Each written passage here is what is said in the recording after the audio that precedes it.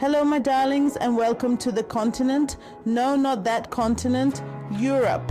It's bursting with history, culture, and enough mystery to make Agatha Christie reach for a stiff drink.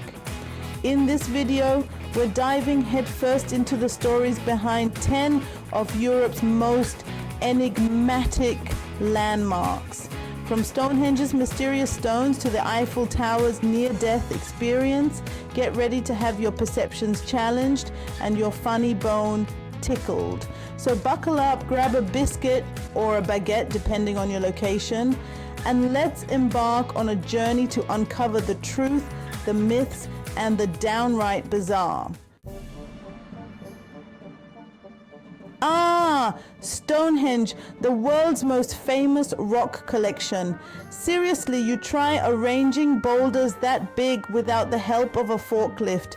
Is it a giant calendar, an ancient burial ground, or maybe, just maybe, it's a giant game of prehistoric Tetris gone wrong? Some say it was a temple for druid ceremonies, which sounds a bit like a wild weekend in Glastonbury to me.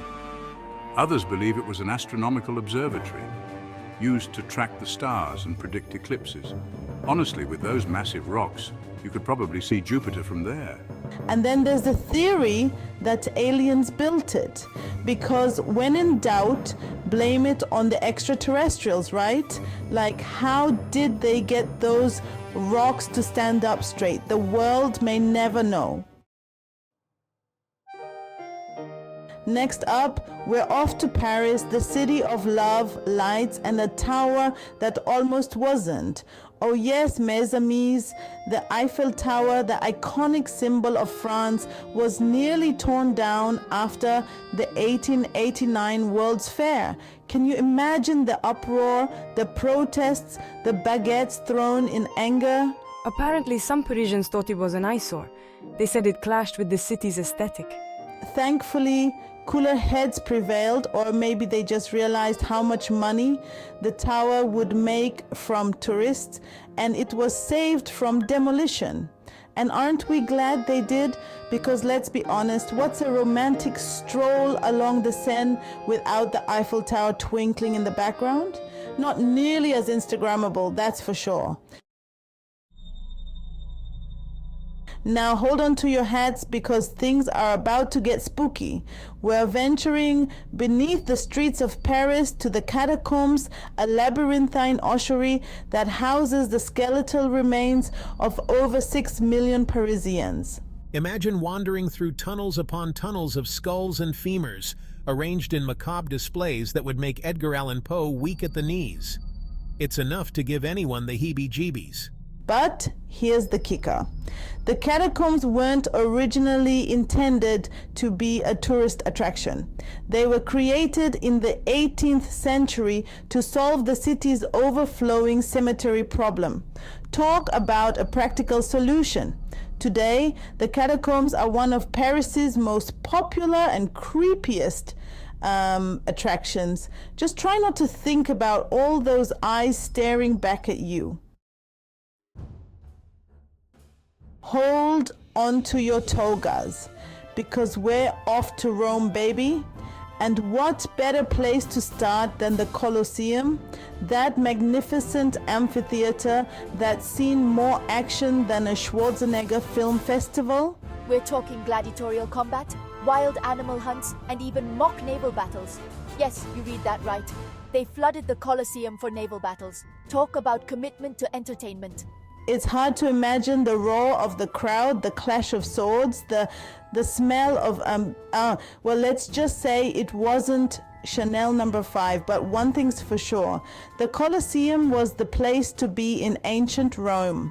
Just make sure you brought your best toga and a strong stomach, because things could get messy. From the gritty reality of the Colosseum, we're whisked away to a fairy tale realm, Neuschwanstein Castle in Germany. This whimsical palace looks like it's straight out of a Disney movie, and with good reason. It was built by King Ludwig II, a man who loved his fairy tales, operas, and, well, let's just say he was a bit of an eccentric. Perched high on a hilltop, Neuschwanstein is a masterpiece of Romanesque revival architecture with soaring towers, ornate balconies, and enough turrets to satisfy even the most demanding princess. Inside, it's even more opulent with lavishly decorated rooms inspired by Wagnerian operas. Think swan motifs, gold leaf, and enough velvet to upholster a small country. It's no wonder Walt Disney himself was inspired by Neuschwanstein when designing Sleeping Beauty's castle. Next stop, Athens, home of democracy, philosophy, and ancient rubble. The Acropolis crowned with the Parthenon, a testament to ancient Greece's glory. Imagine strolling through the ruins, the sun beating down, whispers of ancient secrets on the wind. Hold on to your garlic because things are about to get a little batty as we head to Transylvania, the land of vampires and suspiciously good-looking counts with a penchant for capes. Bran Castle, perched dramatically on a cliff top, is said to be the inspiration for Bram Stoker's Dracula. While there's no evidence that Vlad the Impaler ever lived here, it's a magnet for vampire enthusiasts. Expect a fascinating history, stunning views, and maybe a chill down your spine.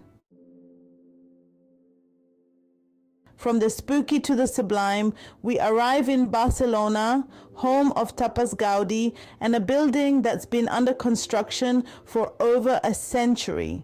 Yes, you heard that right, over a century. The Sagrada Familia, Antoni Gaudi's masterpiece, is a testament to the power of patience, perseverance, and maybe a touch of madness.